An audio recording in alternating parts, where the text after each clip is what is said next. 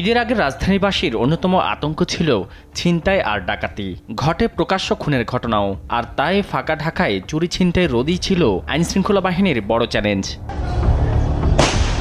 এ নিয়ে ব্যাপক তৎপরতা থাকলেও থেমে থাকেনি অপরাধ। রাজধানীর 50টি থানা থেকে পাওয়া তথ্য অনুযায়ী ঈদের আগে মে মাসে রাজধানীতে ডাকাতি হয় 5টি, ছিনতাইয়ের ঘটনায় মামলা হয়েছে 40টি, খুনের ঘটনায় 32টি, ধর্ষণের ঘটনায় 49টি এবং 128টি চুরির মামলা হয়েছে।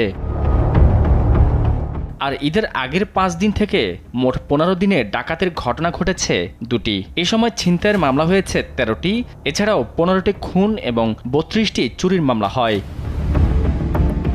তবে আইনশৃঙ্খলা বাহিনীর তৎপরতাও ছিল চোখে পড়ার মতো। এই 15 দিনে ছিনতাইয়ের ঘটনায় গ্রেফতার হয়েছে 97 জন, আর ডাকাতির মামলায় 102 এবং চুরির ঘটনায় 138 জনকে গ্রেফতার করা হয়।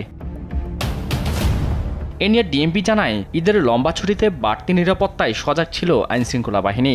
মাঠে ছিল অক্সিলারি ফোর্সও। নগরবাসীর মধ্যে যেন সবসময় একটা স্বস্তির ভাব থাকে, সেই জন্য তো সেইটা করতে গিয়ে আমরা আমাদের যে নিয়মিত যে টহল কার্যক্রমগুলো, যেগুলো ভিজিবিলিটি পেট্রোল রয়েছে, তার বাইরে আমাদের যে বিভিন্ন জায়গায় যে স্ট্যাটিক ডিউটিগুলো রয়েছে, সেগুলো আমরা চালিয়ে যাচ্ছি।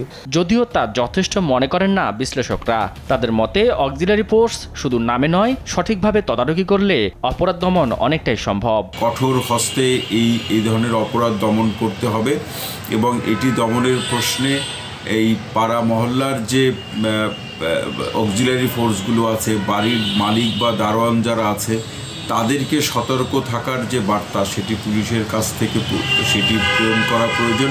পাশাপাশি এই ধরনের কোনো পরিস্থিতি বা অনিরাপদ কোনো পরিস্থিতি হতে পারে, এরকম কোনো সম্ভাবনা থাকলে দ্রুত সময়ের মধ্যে পুলিশকে জানানোর ব্যবস্থা এবং দ্রুত সময়ের মধ্যে পুলিশ যাতে ব্যবস্থা গ্রহণ করতে পারে। অপরাধ দমনের দিনের চেয়েও রাতের ঢাকাকে বেশি গুরুত্ব দেওয়ার পরামর্শ দিয়েছেন বিশ্লেষকরা। শাহাদাত নিশাদ, দেশ টিভি, ঢাকা।